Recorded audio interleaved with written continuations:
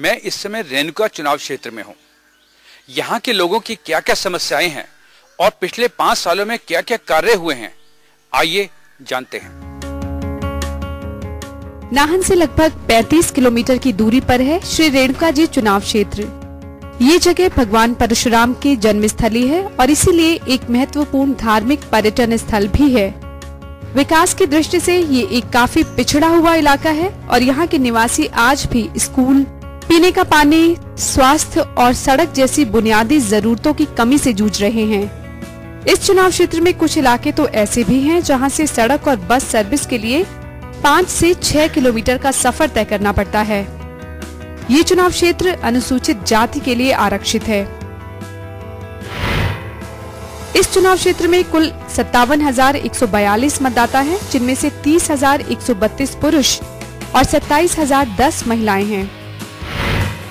2007 के चुनाव में यहां से कांग्रेस के डॉक्टर प्रेम सिंह विजयी हुए थे। उन्होंने भाजपा के बलबीर सिंह को 3,279 मतों से हराया था।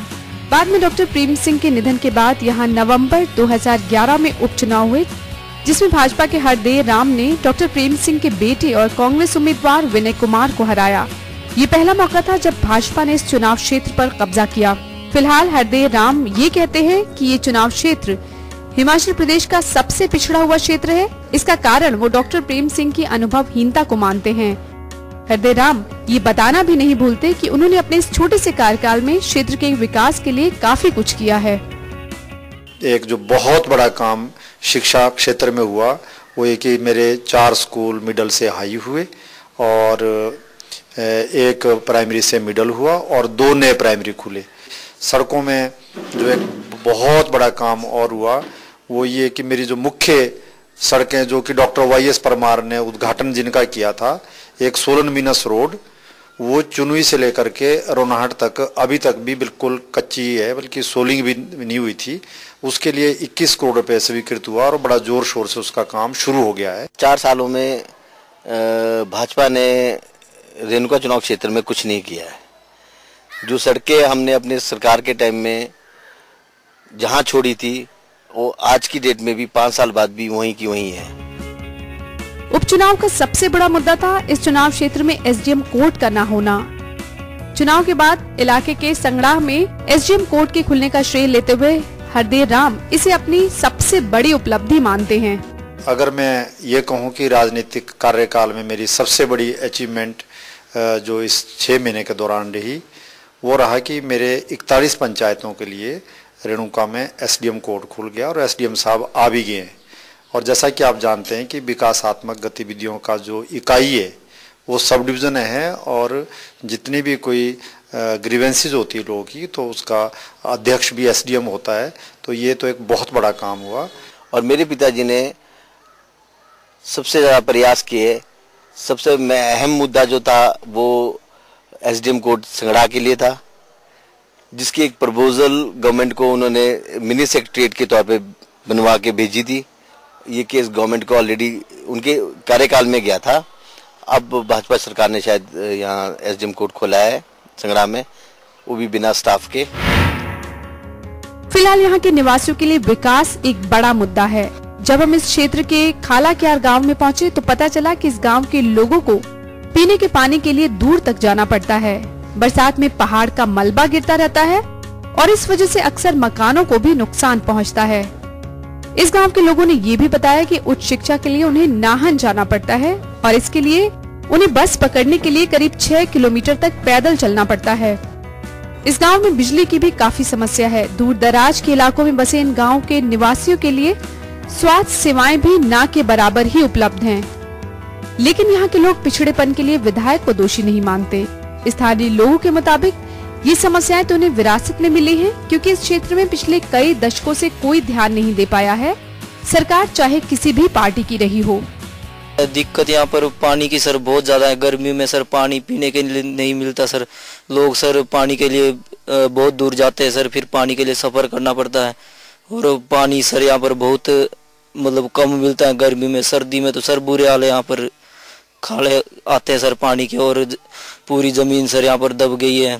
कॉलेज पड़ता है हमारे यहाँ से कम 40 किलोमीटर। तो पहले तो सर हमें यहाँ से कम 8-9 किलोमीटर दूर पैदल जाना पड़ता है। उसके बाद सर बस भी टाइम से नहीं मिलती है, अगर मिलती है तो फिर प्राइवेट बस होती है सर, उसमें ना तो हमारे पास बनते हैं, किराया भी लगता है थोड़ा ज़्यादा। कभी बस तो आती है, रोड के देखो क्या बुरी हाल है, ये रोड बंद रहता है, सबसे पुराना रोड है ये हमारा जी। फ्लड हर साल आता है हमारे को, जो एक कोटी दमान सड़क गई इससे भी हमारे को मलबाता है, और हम इसके लिए बंदल सड़क के लिए इससे मलबा रहा, और जी ये धार टाड़ने के लिए इससे मलबा रहा।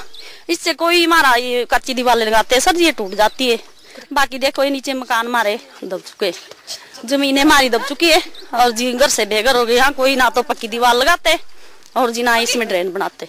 ये प्रेम सिंह ने कोई काम नहीं किया, उसने कुछ नहीं, पानी सिर्फ दिया हमारे को पानी, और क्रेट वायर लगे 2-3, बाकी कुछ उसने कुछ नहीं किया। इधर को 6 महीने उसने कुछ नहीं किया, अभी तक हमारा कोई समाधान नहीं हो रहा यहाँ पे। हमारे को समस्या पानी की भी है, समस्या बरसात को खड़े की भी है बहुत दिक्कत सर। सामने में रोड भी नहीं आने देते हमारे को, इतने कम से कम 50 घर है हमारा, रोड के लिए सारे मना करते हुए ना उनके लिए रोड नहीं देना, रोड की हमारे को दिक्कत है। बाकी वो इर्दाराम जी है आगे, उनको 6 महीने हो गए अभी तक तो उन्होंने कुछ भी नहीं किया। हम चाहते हैं कि इस रोड में एक सरकारी बस होनी चाहिए, और जो एमएलए की बात कही आपने, एमएलए वैसा डॉक्टर प्रेम सिंह जैसा ना कोई था, ना कोई होगा और ना कोई आएगा। रेणुका जी क्षेत्र 3 तरह के इलाकों में बटा हुआ है, ऊपर का क्षेत्र, नीचे का क्षेत्र और बीच का, जहां रेणुका जी मंदिर भी है। हमारे जो ब्लॉक में है रेणुका जी में, वो 3 प्रकार का क्लाइमेट है। एक हमारा जो रेणुका क्षेत्र है वो ट्रॉपिकल जोन माना जाता है, जिसमें कि हमारा आम और सिट्रस इत्यादि फ्रूट काफ़ी अच्छी मात्रा में होता है। उसके बाद हमारा मिड क्लाइमेट है, संगड़ा बेल्ट आती है, उसमें आड़ू, पलम, बादाम, खुमानी का जो उत्पादन है वो लोग काफ़ी अच्छा कर रहे हैं।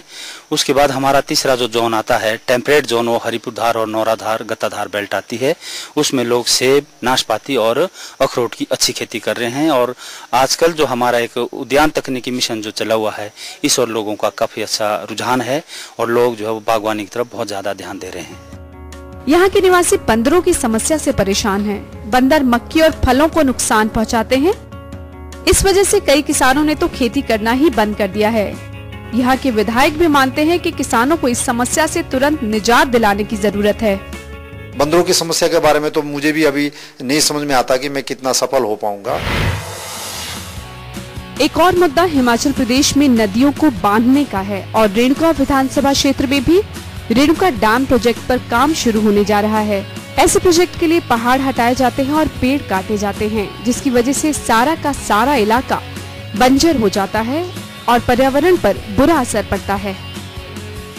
पूरा विश्व ग्लोबल वार्मिंग से त्रस्त है, तो इतने मतलब यानी कि इस हिसाब से अगर देखा जाए तो इतना बड़ा पर्यावरण का नुकसान करना तर्क संगत नहीं ठहराया जा सकता पर्यावरण की दृष्टि से। तो हमारा ये मानना है कि मतलब यानी कि इतने बड़े बांध ना बनाया जाए। रेणुका जी चुनाव क्षेत्र के लोगों का ये भी कहना है कि यहाँ नौराधार और हरिपुर धार में सर्दियों में 4 से 5 फुट तक की बर्फबारी होती है। साथ ही यहाँ चूरधार जैसी जगह भी है जो 12,000 फुट की ऊंचाई पर है, जबकि शिमला की ऊंचाई लगभग 7,000 फुट है। इन इलाकों को पर्यटन स्थल के तौर पर विकसित किया जा रहा है। इससे यहाँ के लोगों के लिए रोजगार के मौके बढ़ेंगे। इसके लिए जरूरत है सबसे पहले बेहतरीन बुनियादी ढांचों की। देखना यह है कि पिछले कई दशकों से विकास की उम्मीद पर जीने वाले यहाँ के लोगों के लिए इस बार चुनाव मैदान में उतरे उम्मीदवार क्या कर पाते हैं।